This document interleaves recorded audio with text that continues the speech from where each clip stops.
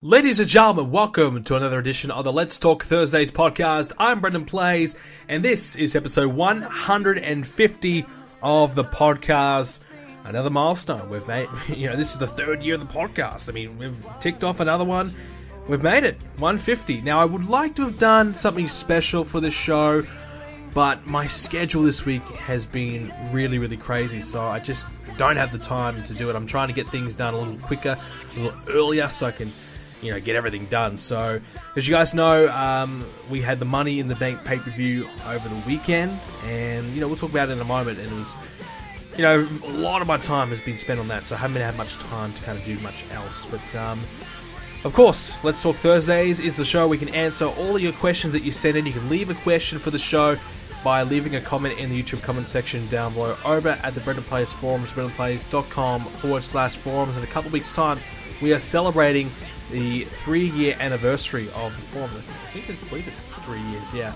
3-year anniversary of the forums and the 3-year anniversary of BrendenPlayz.com. So the website anniversary, I think that might be next week, and then the forums anniversary is the week after. I think I made the forums about 1 week after I made the website.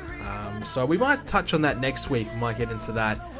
It's a pretty damn good milestone, I gotta say. I'm very proud that we actually got that far. So 3-year anniversary of the podcast, 3-year anniversary of the forums and the website. So 3 years, that's the lucky number right now. So yeah, and of course you can also leave a question for the show over on the Facebook page, facebook.com/BrendenPlayz. Now I can't tell you that was 3 years ago that I made that page, probably a little further back than that. So yeah, not the 3-year anniversary of that, but yeah, so that's where you can leave a question. We've got some questions that'll be coming up later on in the show. This week in the show, basically we're going to preview the upcoming Payback pay-per-view. We're going to talk about Money in the Bank that just happened as well. A few little things that happened on SmackDown. I got to say, not a hell of a lot really happened this week in terms of news, in terms of wrestling, but there is the Call of Duty World War II trailer reveal. I just had a chance to watch that before we went live, so we might touch on that later on as well, because that's a bit of an interesting topic going right now in the gaming scene. But we'll start this week's show off with the Money in the Bank pay-per-view that took place on the BrendenPlayz channel for Universe Mode over the weekend. Great turnout. I gotta say, if you turned up to watch the show live, thank you so much for coming along. It was a blast. The show, before it even started, it was amazing because we had so many people just kind of spamming the chat. The chat was on fire. I was playing some theme songs, and it was nuts. It was really nuts. Probably one of the best chats we've ever had. And then throughout the most of the show, we had somewhere between 700 to nearly 1,000 viewers at one point, which was really crazy. So if you're one of the people that came along to watch that, thank you very much for coming along. I hope you enjoyed it. I think the general consensus was it was a pretty good show, I'm hoping. I think it was probably a show that had a little less hate than recent times. For example, WrestleMania, most people kind of shitted on that. Extreme Rules, I thought, went okay. Not a lot of people really too fond of it. When I say not fond of it, I think they enjoy, 95% of the show. It's just that one little thing that they don't like, and they just complain about it. So, I got to get used to that. But I think Money in the Bank went pretty well. I think, some people might have, said, oh, man, I wanted AJ Styles to win the Money in the Bank briefcase or whatever. But, this is the way it goes. But I'll tell you what, I am actually really excited for the next month or two of Universe Mode, because next up is King of the Ring. First time we've ever done a King of the Ring in BrendenPlayz. And I'm actually really excited for it. We've got some amazing graphics. Shout out to my graphics man, SK. Give him a follow on Twitter. He is, sensational. He's come up with this amazing graphic for me. So all the graphics for King of the Ring look amazing. The matches, I think are going to be great. The storylines we've got going in are really good. And the ideas that I have going out of the show are really good as well, in my opinion. So I'm really excited for King of the Ring. First time I'm getting it done. And after that is Bragging Rights, which is always one of my favorite shows as well, because Bragging Rights is SmackDown vs. Raw. And I'm always a big fan of SmackDown vs. Raw matches. And Bragging Rights, we're going to see that. Champions versus champions. SmackDown vs. Raw. It's going to be awesome. So this month of Universe Mode, we'll have 2 pay-per-views, and I think they're both going to be great. And then after that, we're going to have the SummerSlam pay-per-view as well, which is, I treat SummerSlam as the number 2 show. It's got to be huge. It's got to be big. We try and have the biggest and best matches we possibly can on the show. So we try, we spend between WrestleMania to SummerSlam. That's when I try and spend that time building towards SummerSlam. That between those few pay-per-views in between, we build matches up, we build rivalries up to culminate at SummerSlam. Well, that's the plan anyway. So hopefully we can get there. Hopefully we can do that. And hopefully it goes well. Hopefully you guys enjoy it. So the next couple months of Universe Mode are going to be fantastic. In my opinion, I'm really looking forward to it. So hopefully you are too. And of course, if you haven't already, I think you guys would have by now, check out the Universe Mode series by heading over to the playlist on our channel. You can watch. And a lot of people kind of been starting Universe Mode. I mean, we're seeing new viewers come along to Universe Mode all the time, which is another thing that's really crazy. The thing with Universe Mode, people kind of wonder, where do I start? There's 4 seasons of it. Where do I start? Do I start from the first ever episode? Or do I start at WWE 2K17 or 16? Or where do I start? Look, I think honestly, the first probably 2 seasons, the WWE 13, it's pretty bad. It's pretty bad because my commentary is terrible. I was still getting used to making the videos.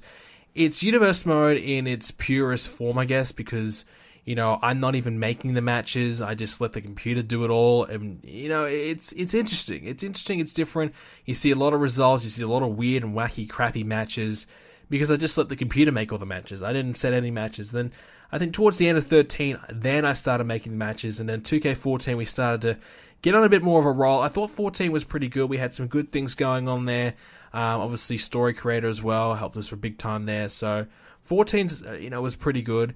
15 we kind of really struggled with because it was difficult. It was difficult trying to adjust from having all these story options to having none, trying to figure out ways to set rivalries and make rivalries. It was tough. It was difficult. And perhaps, even though they updated graphics and everything like that, perhaps, not my best stuff there. Just because of the limitations of the game was so difficult to overcome. But I tried my best, and then I think 16 we went pretty good. 16 we started really picking it up. 16 was pretty good.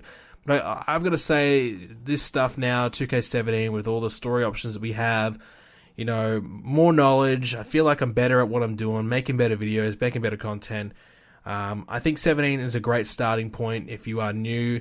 So I would definitely probably start at the Royal Rumble. If you're going to think about watching Universe Mode, or if you haven't watched it for a while, Royal Rumble is the spot to start, because then you can watch the Rumble, lead into the road to WrestleMania. If you're still enjoying it, you can, you've got that WrestleMania in the belt, all the storylines heading into WrestleMania, and there's not a lot different. It's mainly new storylines after WrestleMania, so you can either go from after WrestleMania or at the Royal Rumble, take your pick, but I probably would say the Royal Rumble, because I think the Royal Rumble went down pretty well, so that was a good show. So definitely there. So there's a few options that you have, and it's up to you, I guess, to decide where you want to start. But look, SummerSlam coming up soon. It's going to be great. So make sure you get on board, start watching some Universe Mode if you can.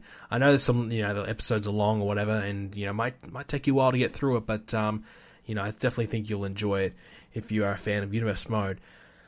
And other than that, I mean, we've got a really busy week. I'm in that time frame for college or university as we call it.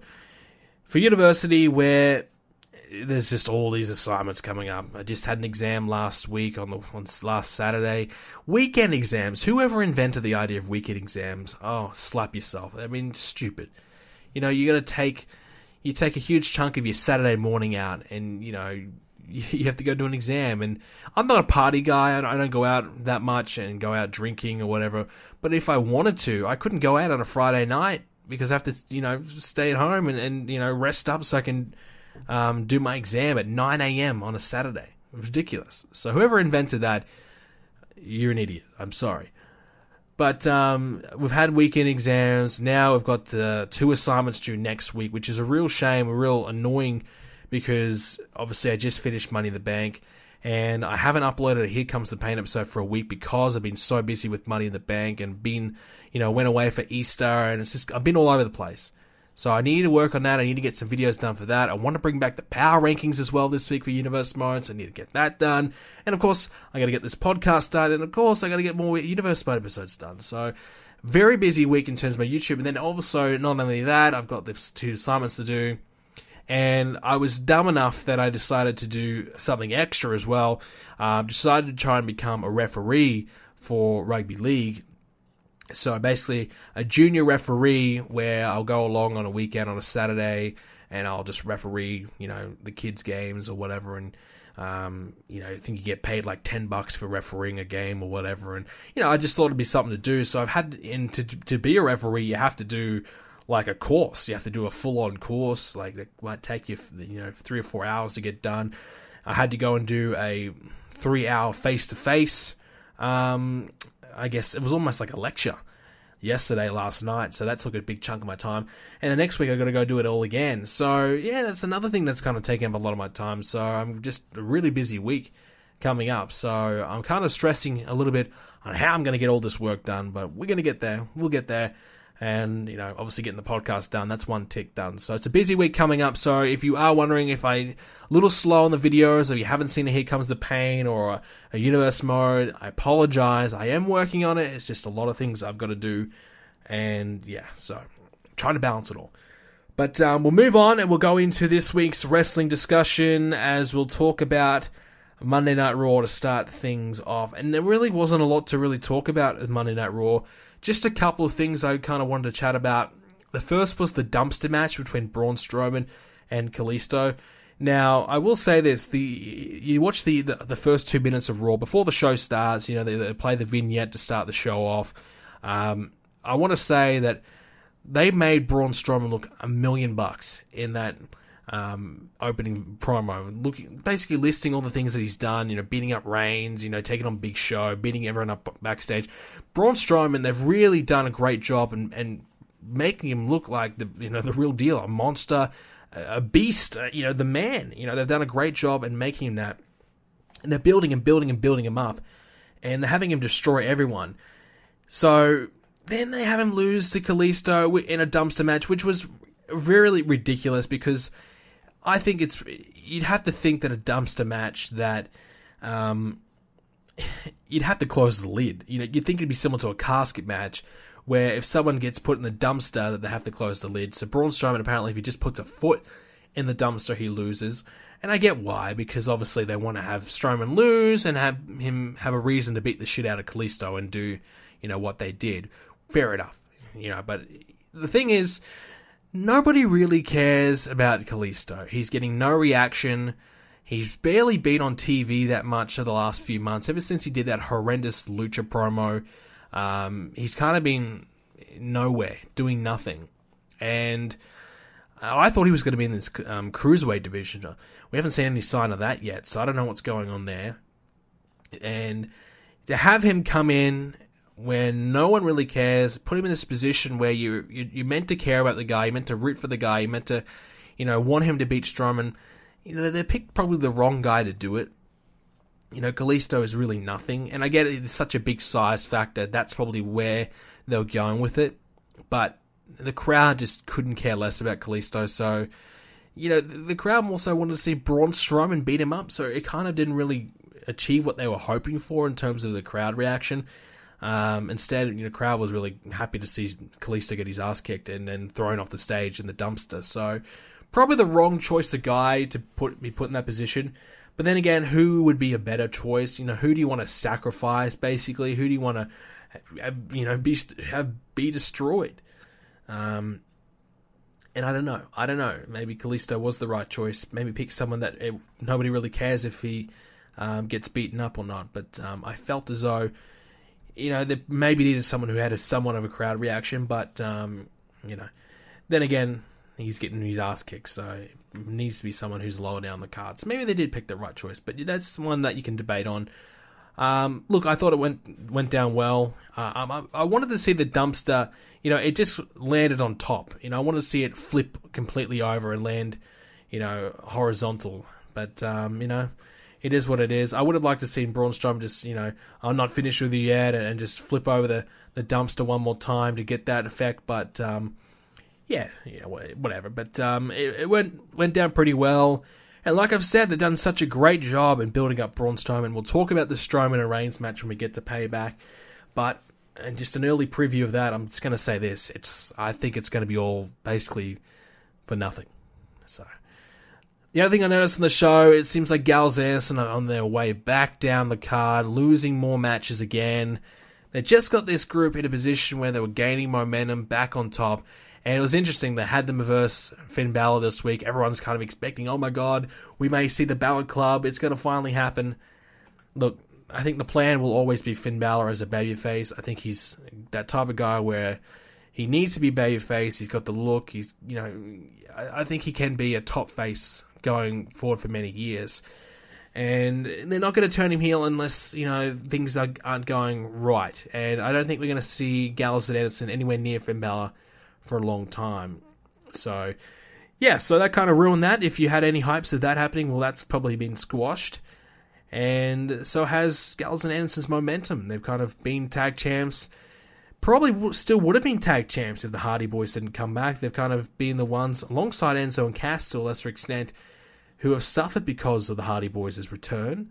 And looks like they could be on their way back down the card, losing a few more matches. I expect them to lose at the pay-per-view. And finally, Bray Wyatt came out as the mystery partner for The Miz. I thought for a moment it may be Kevin Owens, but obviously the brand split thing. But I thought, look, Bray Wyatt makes no sense. Why does he care about The Miz? And why does he care about, I think it was Ambrose and Jericho? He doesn't. So I thought, maybe Kevin Owens, makes a huge surprise appearance and, Jericho and Owens can have a bit of a beatdown, have a bit of a fight just before the pay-per-view. I thought that would have went down a little bit better, but instead you had Bray Wyatt obviously trying to make him look good for the Randy match, which I think majority of fans aren't really that excited for. I myself personally am not. So Bray Wyatt, I've just really, once again, I'm in this stage where I've just lost all interest in the guy. When he won the championship, I was open-minded. I thought, okay, where is this going to go? What are we going to do with him? And now he's on his own. Once again, we got the Wyatt family back. We just started getting them some momentum. I thought, okay, here we go. The Wyatt family is getting back to their best. Eric Rowan's not too far away. He'll rejoin the group. What do? They turn Luke Harper face. They have him split from the Wyatts. Why? I have no idea. And then they have, Rowan and Harper stay on SmackDown, and Bray Wyatt goes over to Raw. So the decisions they're making with the Wyatts just continue to baffle me, just continue to make no sense. Bray Wyatt's over on Raw, and it's falling flat already. I really have lost all interest. The promos he's doing, I don't care. He could beat Randy at the pay-per-view. It's possible, but who knows? Who knows? It's going to be very interesting indeed. But, that's Raw. Not a lot to really say. Not a lot really happened, in my opinion. I like the promo with The Miz, Jericho, and Ambrose, the whole, this is my show, no, it's my show, no, it's my show type of deal. I didn't mind that. I thought it was a good way to start things off. Just felt as though Ambrose is a bit of a momentum killer. He comes out and just kind of really ruins the momentum of the, or ruins the segment, really. But that's Raw. On SmackDown, we started things off with Nakamura talking, with a bit of a promo battle with Ziggler. Lots of, opinions at the moment. Should Nakamura be talking or should he be silent? And also, apparently Nakamura is now an artist. So I didn't know he could paint. I didn't know he played music. So I didn't know he was a great drawer or, a great sculptor. Apparently he's an artist. When did that happen? I don't know. So the artist known as Nakamura, now he's starting to talk in his promos with his mouth guard on. And look, how do I feel about it? I think he has to talk. Now, I personally have met Nakamura face-to-face, in an elevator talk for 10 seconds. And look, the vibe that I got is he's probably not the most sociable or talkative guy. Maybe I could be very wrong. And he can be very difficult to understand. His English is there, but his accent is very thick, and it's difficult to understand him. And I'm a person that I do struggle with accents at times, but on, most people, for example, Becky Lynch, people complain about her accent or whatever, Neville's accent. Those people I can understand just perfectly fine. Most of the wrestlers that are on WWE, I understand them pretty fine. Nakamura, on the other hand, maybe one of those that struggles a little bit for me. So, yes, it'd be great if he had a mouthpiece, but who the hell do you put with him? There is no one. So he has to talk. So he has to improve his English. He has to talk. Just keep it at a minimum. And I guess that's what they're trying to do, but perhaps he talked even a little bit too much against Ziggler. Have Ziggler basically do all the talking and Nakamura just responds. But, so it's debatable. Should he be talking or should he not be talking? I think, to be a star these days, you got to talk. The only one who can get away with it is Brock Lesnar. But, Brock Lesnar doesn't need to talk if you've got Paul Heyman next to him, the best talker going around right now. And Nakamura doesn't have Paul Heyman. So Nakamura being silent and someone talking to him and he's refusing to respond just isn't going to work. So they need him talking. And I guess we just have to get used to it. But, probably keep it at a minimum, short and sweet. Don't have to say much. Just do it in the ring. And that's the challenge. WWE have really failed and dropped the ball many, many times with the number of foreign superstars. Specifically Japanese wrestlers. We haven't really seen that many be all that successful in the WWE, So that's the challenge. Nakamura can be a world champion. I think he will be a world champion. I think he's good enough. By far, he's a tremendous wrestler. He's incredibly over. He's one of the few guys on the show getting great reactions wherever he's going. It's really incredible, considering he's only been on the main roster for less than a month. He's coming out there and he's getting one of the biggest reactions of the night. That goes to show that people like this guy. People are big fans of this guy. So I think before you know it, he'll be pushed to the moon and given a world championship run. I just hope WWE know what they're doing with him. I just hope that they don't, expose his weakness too much, and that is obviously the accent, the talking, and play up to his strengths. Don't expose the weaknesses. That's the key. Everyone's got weaknesses, but it's what you do with them that matters the most. Cover them up. Use the strengths to overpower those weaknesses, and that's what WWE needs to focus on. And having him in a promo battle, or having him have interviews all the time isn't going to work. Having him in the ring, beating people, smacking people in the face with a Kinshasa, that's what's going to work. Having him come out doing that entrance, doing his wacky things, that's what's going to work. Not having him trying to do promo battles with Dolph Ziggler. Well, at the moment it seems like AJ Styles, him and Baron Corbin having another match this week. It seems as though, is he a full-blown babyface now, or is this just a short-term thing for the Kevin Owens feud to take place? Because if I recall, a lot of people thought, okay, he's turned babyface when he shook hands with Shane McMahon, and I didn't believe it. I thought, oh, no way, he's not a babyface anymore. But I could be wrong, because it seems as though they've carried on this babyface trend, and obviously having him versus Kevin Owens, who is obviously the heel, babyface AJ Styles is kind of playing it up a little bit, getting beaten up by the two heels this week, certainly proves my point even further. So I guess the question is this a short-term thing? This is the case of, well, let the crowd just make whatever reaction they want to this guy, or is this, all right, we're turning AJ Styles face, full-on babyface, let's go from here. I think it's still a short-term thing. I think, the plan will still be Randy and AJ at some point, maybe for SummerSlam. I think that's where they've got to end up. I think that's the marquee match right there. And AJ as a heel, I think, would be better than, yes, they could turn Randy, and I wouldn't mind that, but I think AJ would be better off as a heel. I think his best performance has been as a heel. He obviously made his debut as a face, and it wasn't until he turned heel that we really saw the best of AJ Styles. So I would hate for them to turn him babyface and go from there. I think him as a heel will work a lot better. And, arguably he'll get cheered over Randy Orton anyways. So, yes, it could make him a babyface, and Orton a heel would probably make more sense and work better. But I think for AJ Styles going forward, being a heel would suit his character more and get the best performance out of him. And that's the key, because I think AJ Styles, they talk about the face that runs the place. I think AJ Styles is definitely the guy that runs SmackDown. He's the backbone of SmackDown at this point. He's the key. Randy Orton has been competing in the mid-card every week. AJ Styles is the guy who's been closing out the shows and performing the best. So putting on the best matches week in, week out. So they need to make sure that they play up to AJ Styles' strengths, as we just talked about. The other big thing that happened this week was Breezango. They are the new number one contenders after winning the Beat the Clock Challenge. A Beat the Clock Challenge that featured 2 matches. That was kind of hilarious. Normally, you get 3 or you get 4, but 2? Really? Okay. But they won. They won the Beat the Clock Challenge, they beat the Ascension, I believe. And yeah, so whatever. look, we've talked about it for weeks, for months now, how bad the SmackDown tag division is. They need to elevate another team. They've got the Colognes, who have been given a new gimmick, Epico and Primo. They're not the Shining Stars. They're not the Caribbean guys, Puerto Rican guys trying to sell you a ticket. The con guys. They're now just the Colognes. They've got the family heritage. They're two great wrestlers who've got a great lineage. They're that. And that's probably what they should be. That's a good move. The Colognes, Epico and Primo, I have never been a fan of them. Never. For the last... I think they were tag team champions when I first started watching wrestling again, 2012. And I've never been a fan of them, ever. Never liked them. Never thought they were good. They're decent in the ring. They just could never get over. Always getting no reaction and just a very generic, boring team. So maybe this is the move they need. Maybe they can finally get something going here. They're trying to push these guys. Yes, they lost to American Alpha.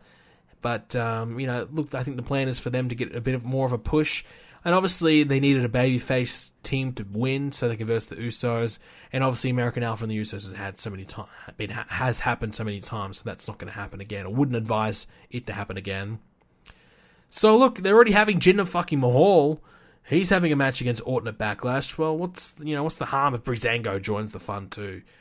Another two guys who've done absolutely nothing but lose every week and now getting a shot at the championships. But hey, look at the way they did it. They beat another team that's been doing nothing and losing. So I could believe them beating the Ascension in quick time. I could believe it. And, look, American Alpha had a bit more of a tougher match and, beat the clock challenge. They got lucky. And I don't mind that. But in comparison, we talked about the Jinder Mahal thing last week. We really went in on it. And I got a lot of criticism for it. I honestly, I could not believe the support that Jinder Mahal had been getting and has still gotten.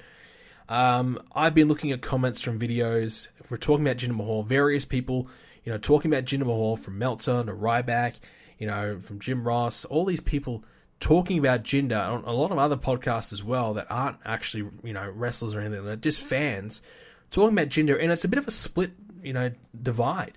Some people are all for it, hey, and someone new, let's give him a chance. And other people, like myself, are thinking, well, hey, why don't we build this guy up? This guy has been a jobber for the last, forever. And now, all of a sudden, the next week he's in the main event of a Backlash pay-per-view. That's ridiculous. So I think you still could have executed the same storyline, but just with different people. If it had been Jinder Mahal getting the Bollywood boys, or who are they? They're the Singh brothers or something like that. They changed their names to the Singhs or something. He could have got them alongside of him, but he could have went for a mid-card championship and done that. And they could have built him up from there. But him just going out of the blue, winning, all of a sudden just getting a big win and essentially cheating his way to a victory, and now he's getting a title shot. It's just ridiculous, in my opinion. And some people disagree with me, but that's my opinion. So this week on SmackDown, we saw Jinder again. He came out, confronted Orton. They beat down Randy. They beat him down, and then they stole his championship and, drove off with it, which is all well and good. That's great. But save that for, the next, 2 weeks, 3 weeks away from Backlash. Save that for then. And Randy wins back gets the championship back at the pay-per-view. Save that for then. They're too far away from doing something like that. People are struggling, myself personally, and a lot of other people, are struggling to believe Jinder Mahal as a credible contender. So what do? How do you solve that? You have Jinder Mahal beat people. You have Jinder Mahal win some matches. Have him verse some other job guy. Who can we send out? I'm trying to think of who they traded recently. But anyways, you could have him, verse a local guy and beat the living shit out of him. Or anyone, any job guy, someone who's, not doing much, whatever. Just have him come out and beat the living shit out of him. Beat him up, beat him in a minute or two, and make him look good. Make him look good, and people might start to slowly get on board, like, oh, hey, this guy just beat the crap out of this guy. Okay, Jinder, he's looking all right. But instead, they have him do this little thing with Randy, which is fine. They beat up Randy Orton, that's fine. Obviously takes a 3-on-1 attack to beat up Randy Orton. Doesn't exactly make him look that great. But that's not bad. But I wouldn't have done that now. I would have saved that for 2 or 3 weeks later. What I would have done is have Jinder win. beat some people, win. Mojo Rawley, he's been doing a situation with Mojo. Beat Mojo. Beat him. Beat this mid-card guy. It's not going to hurt Mojo because he's the number one contender, Jinder.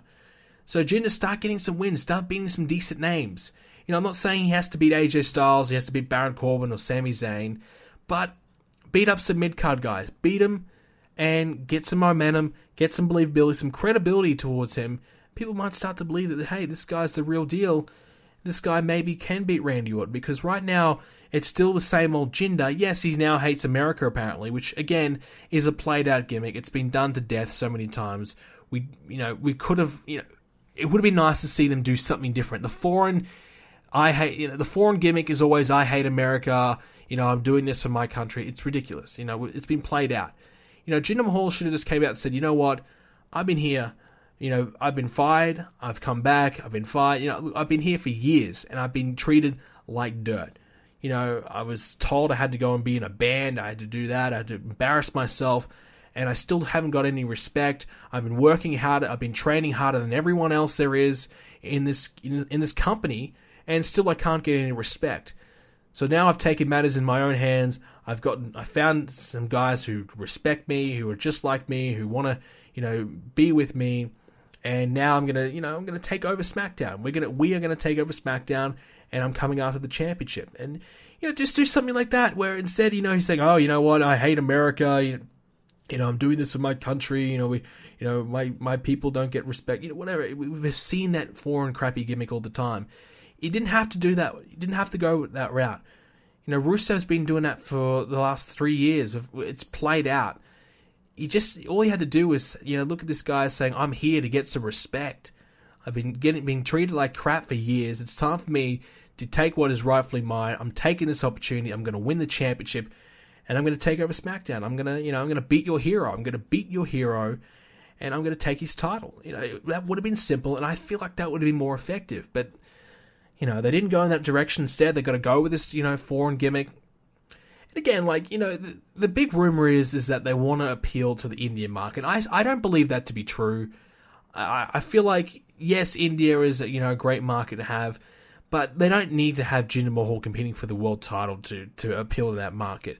Great Khali had a bit of a run there, but they still did fine with Khali. They paid him $1 million a year, and he was in a mid card. He just what do you do, the Punjabi kiss cam and shit like that. So It didn't really matter. It kept the Indian fans happy. So it didn't have to put Jinder all that position. I think it's a case of, well, Rusev's out. And I think Rusev could have been in this position if he was around.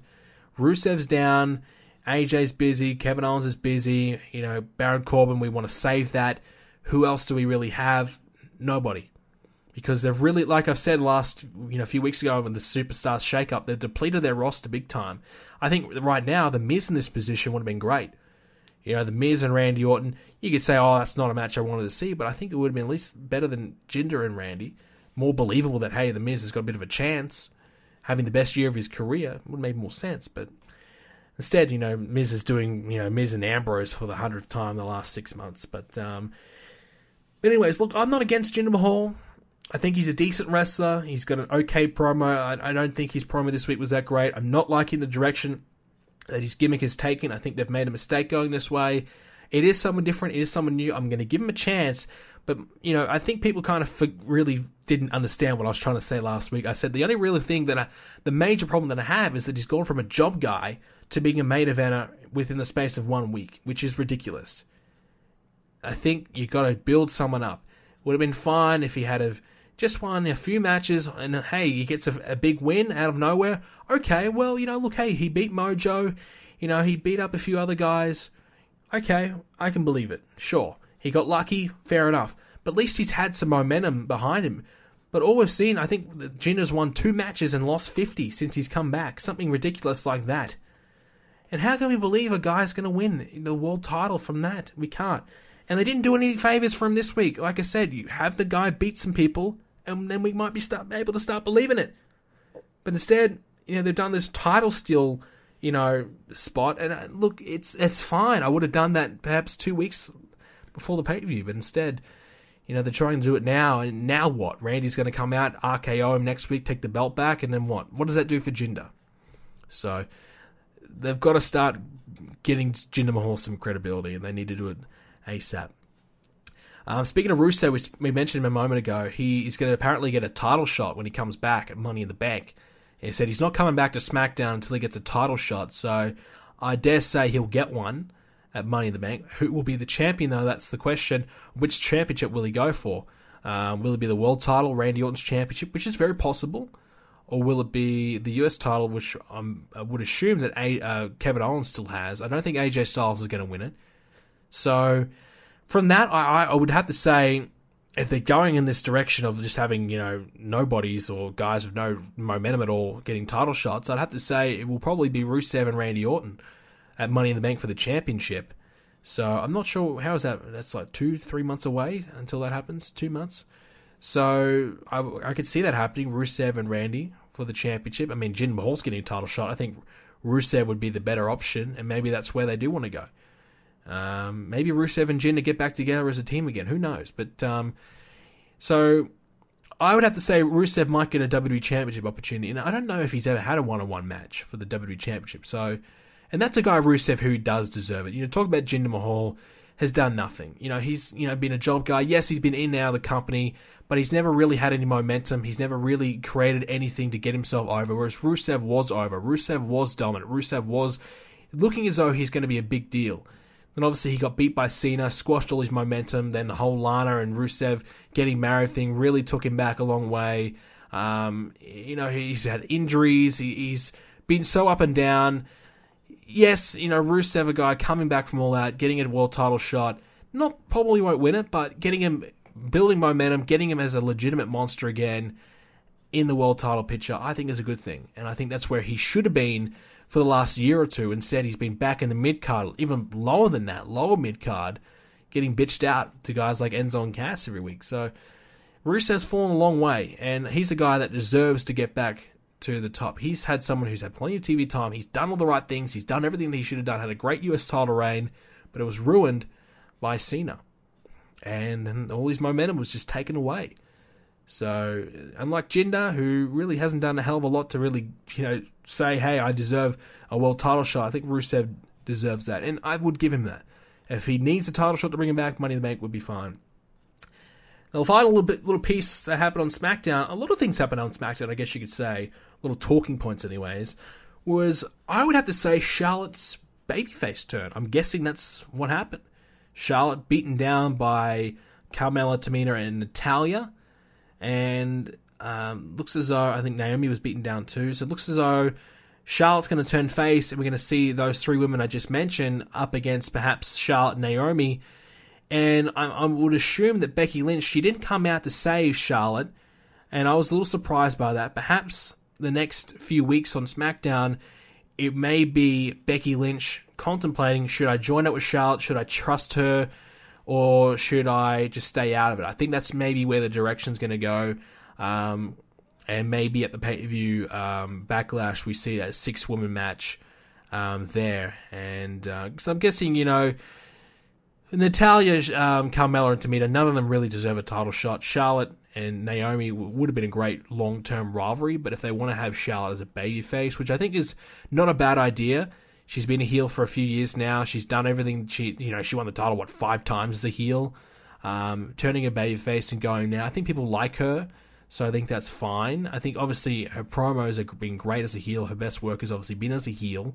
But she's certainly come a long way since then, so I think she could go as a face and have more success this time around. And, obviously, up against Natalya could be okay. Carmella, step her up a bit. Tamina, that could be okay.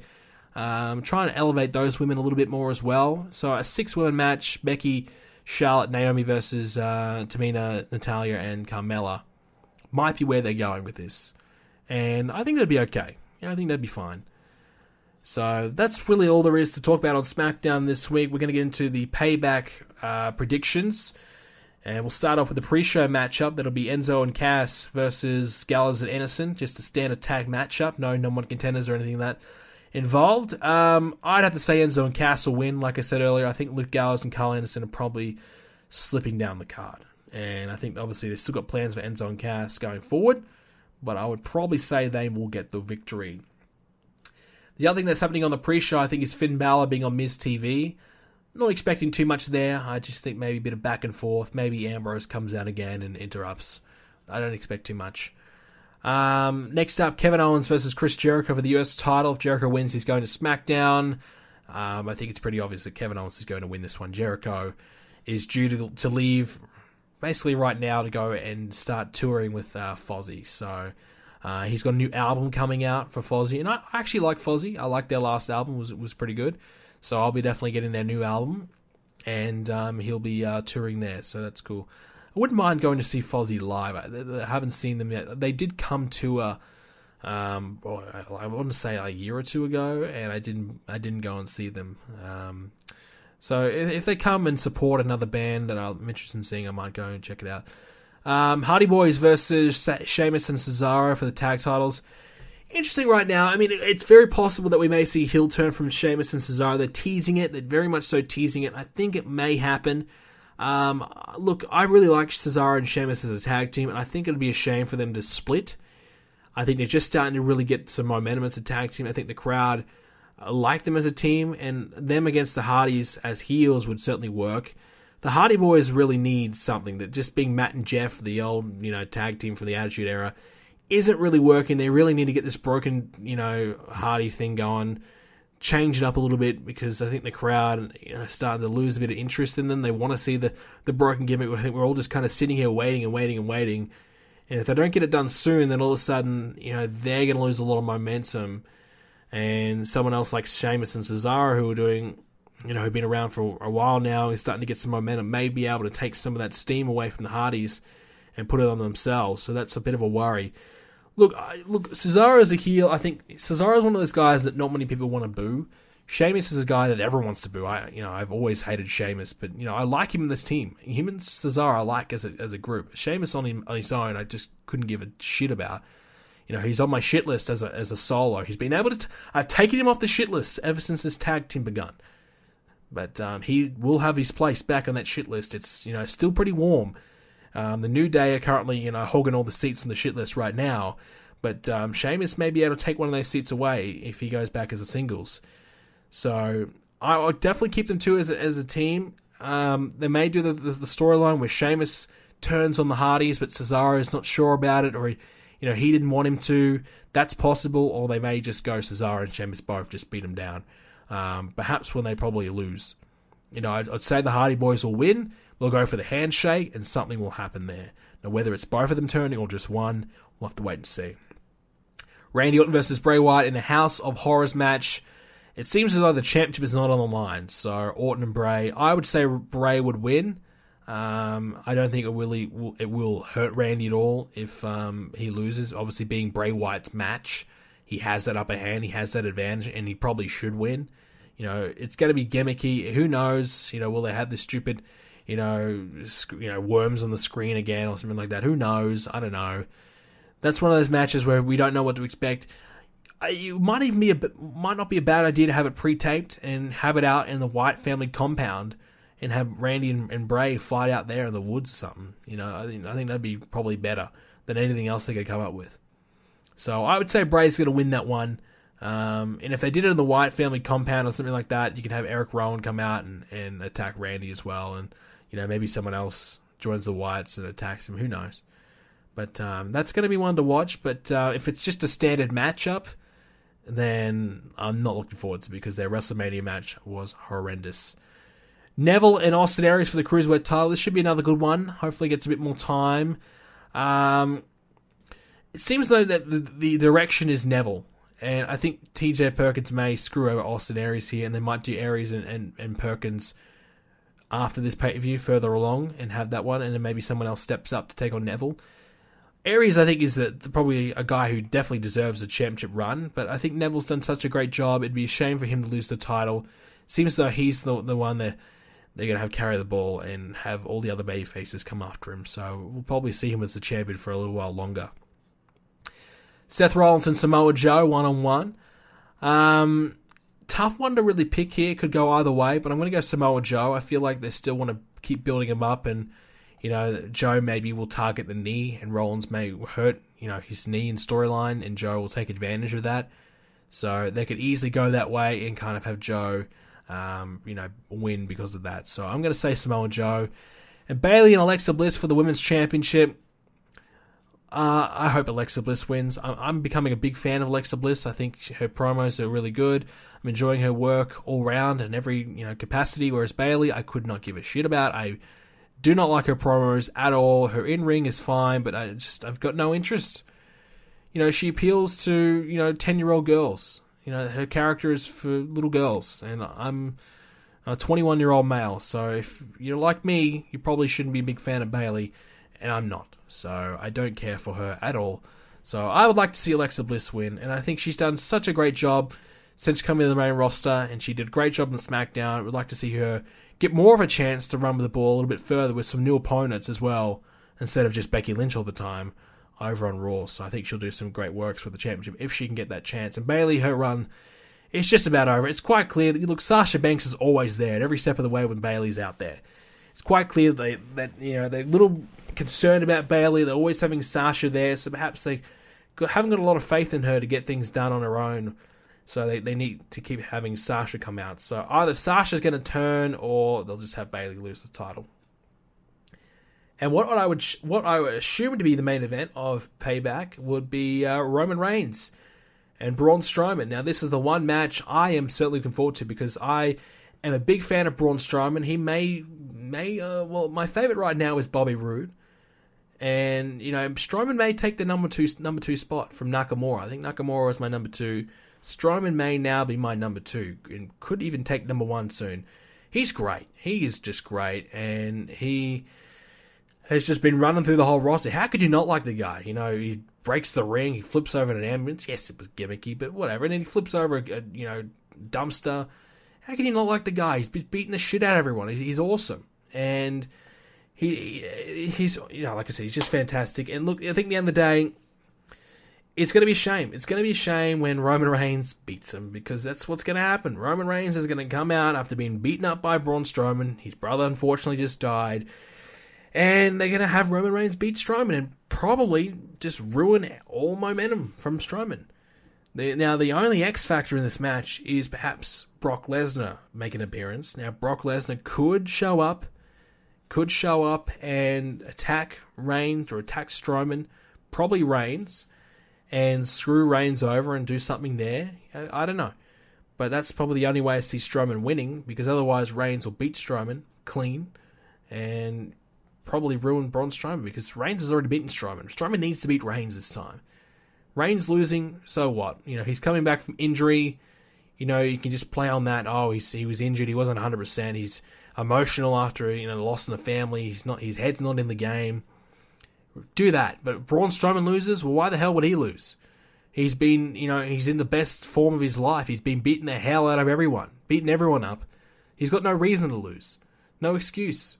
So him losing would be a catastrophe, a disaster. So let's not go there. Let's have Braun Strowman win. Let's give him the big win and solidify him as a top guy. And unfortunately, they've got the belt on Brock Lesnar. It's just so stupid that Brock Lesnar's the champion right now. It wouldn't matter. Look, if Reigns had the belt right now and give it to Braun Strowman, how great would that be? Braun Strowman's the world champ. He could run out there and you go in the middle of the ring, cut a promo. I'm the champ. If you want this title, come take it from me. And you got the whole roster coming after Braun Strowman, trying to take it from him, and he's beating the shit out of everyone. He's dominating everyone. And then you build up someone else. It doesn't have to be Roman Reigns. You can build someone else up. Maybe it is, Samoa Joe. Maybe you turn him babyface. Or maybe it's Seth Rollins. Maybe, you build another name up. Maybe it's Bray Wyatt. You build him up. Bray Wyatt turns babyface, comes up, and he's the one to stop Braun Strowman. You build someone else up. You build him up for the next few months, and at SummerSlam, when Braun Strowman's the champ, you've built this guy up for the last 3 or 4 months, you take the championship from Braun, and you solidify another name to take from Strowman. Oh my God, he's the one to beat Strowman. He beat Strowman. He ended the huge, he somehow beat this guy. And you've got Strowman still as a legitimate name. And also as well, you've got this new guy that you just built up, or, a guy who has been established, needs a big win, like Bray Wyatt. And then you go from there. So that's what I would do anyways. But, what the hell do I know? I'm not a booker. I'm not a wrestler. So apparently, some people's opinions, if you don't work in WWE, you got no fucking idea what you're talking about. So I don't know. I'm not saying I do, but I'm just saying that's just an idea I would have thrown out there. Instead of now Lesnar sitting at home in Canada with the championship doing fucking nothing with it, which is just a ridiculous idea, and I was all against that. I mean, look, no championship defended on this pay-per-view, no world title defended. But anyways, finally, before we get into some questions, just a quick little note. The Call of Duty World War II trailer has just dropped, and I mean, old school fans will probably like the look of it.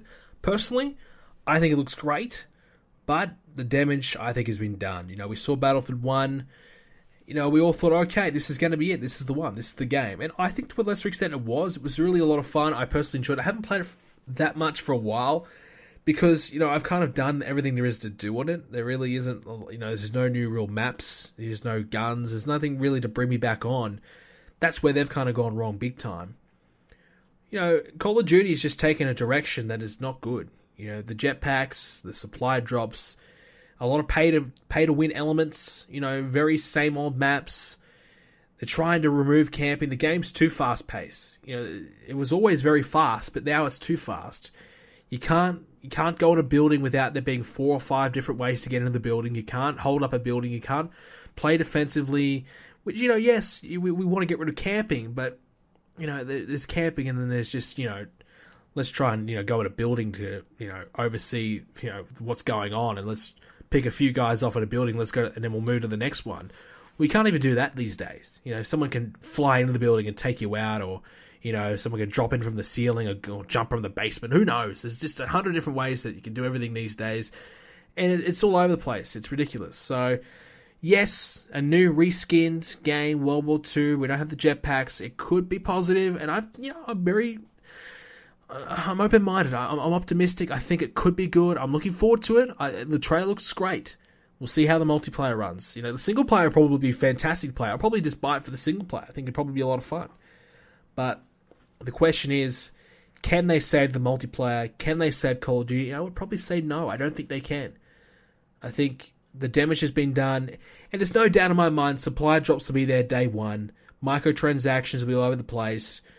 And if not, there might even be more. You might have to pay $5 to get a skin, Map packs will be ridiculous. All the same things that continue to play Call of Duty would be there. The virus will just spread and be injected into this new game that's been there for the last few years.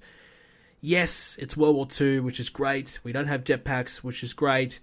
But all the other issues that's there will still be there and will continue to plague the game. So, look, I think it could be good, but I'm not holding my breath. I think the single player will be fun. Multiplayer might be alright for a while, but I think the same issues will creep in. I don't think it's going to be the savior to the franchise. Alright, we'll move on to some questions now, and this first one is coming in from Luke Norris. It's a question that I get asked all the time. It's one that I've actually answered. Luke wants to know, will I consider doing separate pay-per-views on Universe Mode? Luke, my answer to you is check out a video on my channel I did a couple of weeks ago called Answering Universe Mode Questions, and you'll have your answer there. And probably a lot more of your questions that you've got as well. So next up, we've got one from Roy the Boy. Do you see similarities between Chris Jericho and Kevin Owens because they keep tweaking their characters a bit? Well, obviously, they've been, partners for a long time. They would have learned something from each other, had ideas from each other. So yeah, there probably is some similarities. Jericho, every time he comes back, basically reinvents himself. We haven't seen Kevin Owens really do that yet in terms of, take a year off, come back, and have a completely different character and get it over. So when Jericho does do that, then obviously probably what your question will be saying in terms of similarities we'll see. But yeah, they do tweak the characters a bit. Kevin Owens hasn't really done that much tweaking. He's changed a few things, but not as drastic as perhaps Chris Jericho has done in recent times. From Ryan Fleming, do you think when Triple H and Stephanie take over from Vince, they will fire Kevin Dunn, and this will improve the commentary on Raw for Michael Cole because in the UK Championship he was great? Well, I think no doubt Kevin Dunn will be gone. He'll be fired. He should have got fired years ago. He's just terrible. From all reports, he's not good for the company at all. Will it improve the commentary? Probably not. Do we see that much of an improvement in NXT compared to WWE? Yeah, they don't have to read out network advertisements and you can plug this. They don't have to do all that. Well, on the main roster, they have to. They kind of make them do that. They put themselves into a corner by accepting all these sponsorship deals and trying to promote 100 different things at one time. They kind of have to do that. So it probably won't change too many things. And if anything, they're just going to keep doing the same things that Vince has been doing with a few different tweaks here and there. And I doubt this is one of those things that will get tweaked.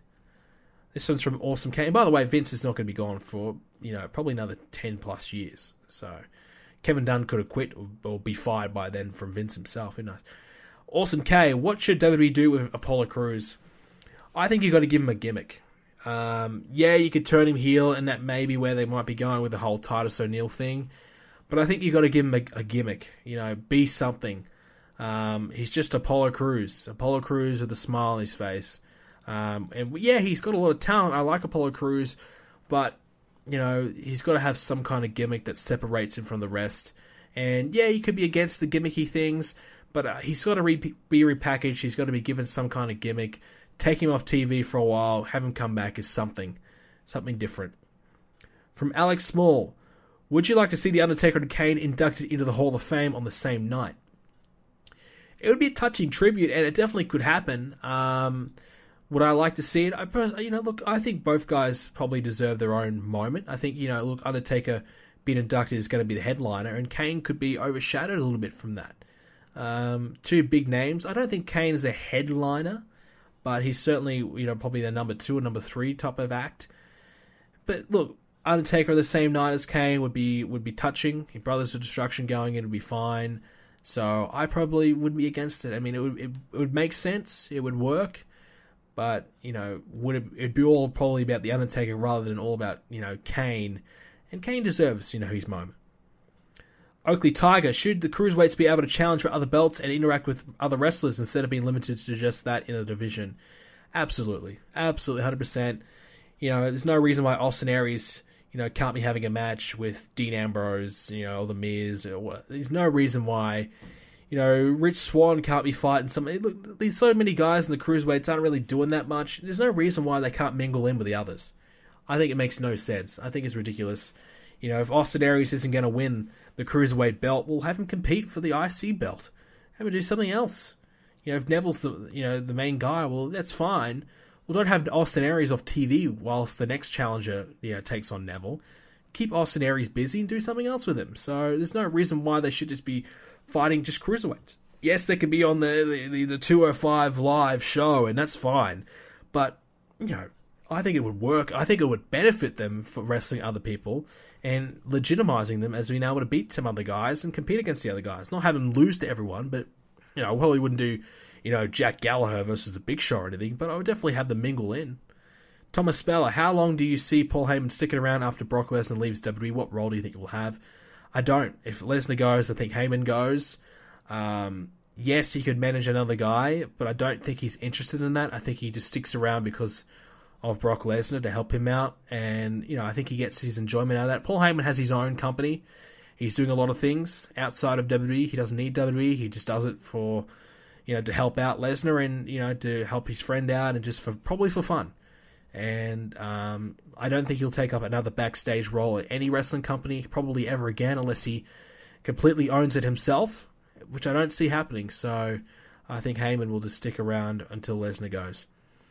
Adam Lawton, when do you think they will put a belt on Sami Zayn? If so, should it be the US or Cruiserweight belt? Well, that's not going to happen now. He's on... Well, the US belt could happen. The Cruiserweight belt won't happen because he's not technically part of the division and he's on the other brand. But, when will they put a belt on Sami Zayn? Look, I think, having him win the US belt would be fine. I don't think he's a world champion yet. I think he's got a lot of work to do. He had some momentum probably a year ago now, but he's really lost a lot of that. He's slipping down the card. I think he's becoming a bit of an afterthought. And that's their own fault. They really just went all over the place with him. Just, having him being pretty much a goofball and just being an idiot and just beaten up all the time by Strowman. It's not going to benefit him. So, Yes, he probably should get a mid-card run. I'd really, for the love of God, please, let's never see a Kevin Owens and Sami Zayn feud. I really, really do not want to see that. But Baron Corbin and Sami Zayn feuding over the title could be okay. So if that's something they want to do, sure. But I would not have Owens and Zayn for the feuding over the belt again. And final question today comes from Cameron Fox. Do you think WWE should do a King of the Ring in real life again? Well, look, the way they did it the last King of the Ring was disastrous. They had mid-card guys in it. The way you got to do King of the Ring is have all your top names. You know, I could be very wrong in this, but on my own universe mode, the way I did it was to incorporate the brand split. 8 guys from SmackDown, 8 guys from Raw. You know, they have the first round all happens on Raw and SmackDown, then you have a King of the Ring pay-per-view. You have the final 8 compete against each other in what would be 7 matches on the pay-per-view, and you determine the winner on that pay-per-view.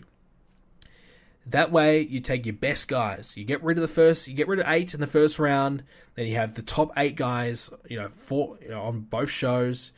They battle it out, So, the best 4 from Raw, the best 4 from SmackDown, and you see how it goes. And I think it would be pretty successful if they did it that way. You can imagine, AJ Styles, he's in it. Roman Reigns is in it. Braun Strowman's in it. Maybe add Cena. You got Bray, Ambrose. Nakamura. They've got some good names that they could easily throw in there to make a great King of the Ring. And to be honest, it'd be a great way to do it this year. King of the Ring, the winner takes on Brock Lesnar at SummerSlam for the championship. That way, King of the Ring is a perfect way to build someone up. You give them such a huge win, build so much momentum, and you prepare them for the champion so well. King of the Ring, for me, should be placed before SummerSlam as a way to determine a number 1 contender for SummerSlam. And, if they did it this year, they could have so many names in there that could work, and I think it would be a great way to determine the number 1 contender for Lesnar's championship. The way I'm doing it on my universe mode is, they get to pick. But in this case, I would say, well, hey, let's have the winner take on Lesnar to determine his contender. And if they, for example, wanted Braun Strowman in that, he could run through the entire King of the Ring. He looks like $1 million. You get to Lesnar, you got this guy who's had such a huge win and is on fire, and go from there.